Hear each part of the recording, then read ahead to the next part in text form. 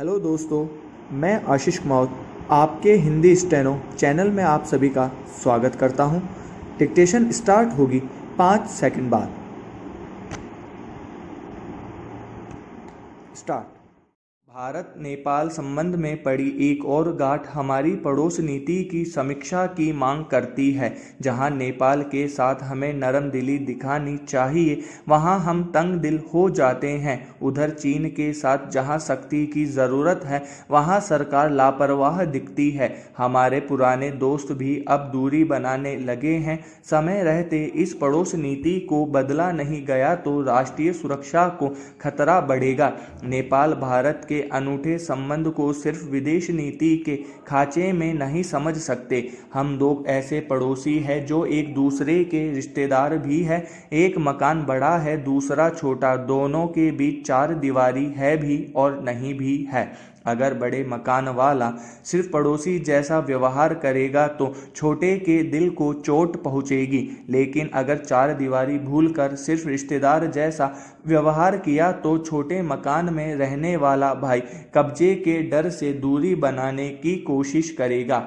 इसलिए नेपाल भारत के इस रिश्ते की निर्मलता को बनाए रखने की बड़ी जिम्मेदारी बड़े मकान में रहने वाले भाई यानी भारत की बनती है। पड़ोसी की 4 दीवारी का सम्मान करते हुए रिश्ते की मर्यादा निभाना ही इस संबंध की चुनौती है। दोनों देशों के बीच नवीनतम तनाव के इस संबंध में पड़ी दरार को चौड़ा कर दिया है। कहने के लिए यह विवाद भारत नेपाल सीमा के काला पानी त्रिकोण में स्थित कोई 330 वर्ग किलोमीटर भूभाग का है। नेपाल में यह धारणा जोर पकड़ गई है कि भारत ने 1962 के भारत चीन युद्ध के बाद नेपाल के राजा से गुप्त समझौता कर सामरिक दृष्टि से महत्वपूर्ण इस इलाके पर कब्जा कर लिया था। यह मामला बढ़ गया। पिछले सप्ताह नेपाल की संसद ने सर्वसम्मति से संविधान संशोधन पास कर नेपाल के एक नक्शे को संविधान का हिस्सा बना दिया। इस नक्शे में काला पानी इलाके को नेपाल में दिखाया गया है। अभी ऊपरी सदन में पास होने की औपचारिकता बाकी है। ऐसा होने पर अब नेपाल की कोई सरकार भारत से इस मुद्दे पर समझौता करना भी चाहे तो संभव नहीं होगा। भारतीय विदेश मंत्रालय इस पर नाराजगी जाहिर की है, लेकिन भारतीय रक्षा मंत्री ने नेपाल भारत की रोटी बेटी के संबंध की याद दिलाते हुए संयत बयान दिया है। कुल मिलाकर भारत नेपाल संबंध की उलझन में एक नई और गांठ पड़ गई है। दोनों पक्ष सहमत है कि महाकाली नदी के पूर्व का इलाका नेपाल का है और पश्चिम का इलाका भारत का। विवाद यह है कि महाकाली नदी का उद्गम कहां से होता है। वर्ष 1816 की पहली संधि नेपाल के दावे को पुष्ट करती है, तो 1861 के बाद के दस्तावेज भारत के दावे को मजबूत करते हैं। भारत का कहना ठीक है कि इस इलाके को भारत पहले ही अपने नक्शे में दिखाता रहा है और नेपाल के अधिकारी नक्शे में यह नहीं होता था। इसमें भी शक नहीं कि नेपाल सरकार का ऐतराज नेपाल की अंदरूनी राजनीति द्वारा संचालित है।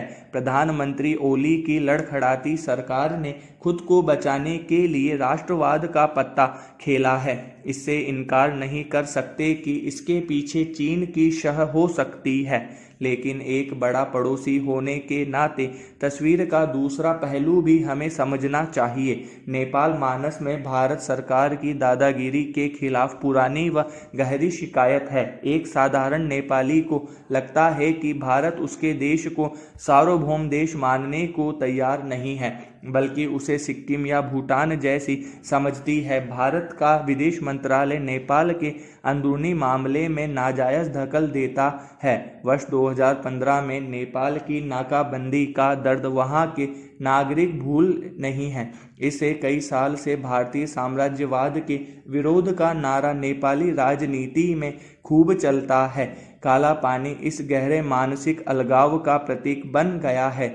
इस झगड़े को बढ़ने से रोकना दोनों पक्षों के लिए जरूरी है। नेपाल को खुली सीमा व भारतीय अर्थव्यवस्था से संबंध बनाए रखने की जरूरत है, तो भारत को भी चीनी सीमा पर एक दोस्त की जरूरत है। इधर चीन ने अपनी आर्थिक और सैन्य शक्ति के बल पर लद्दाख में आक्रामकता दिखानी शुरू की है। उधर बाकी सब पड़ोसियों भारत के संबंध में खटास पैदा हो रही है।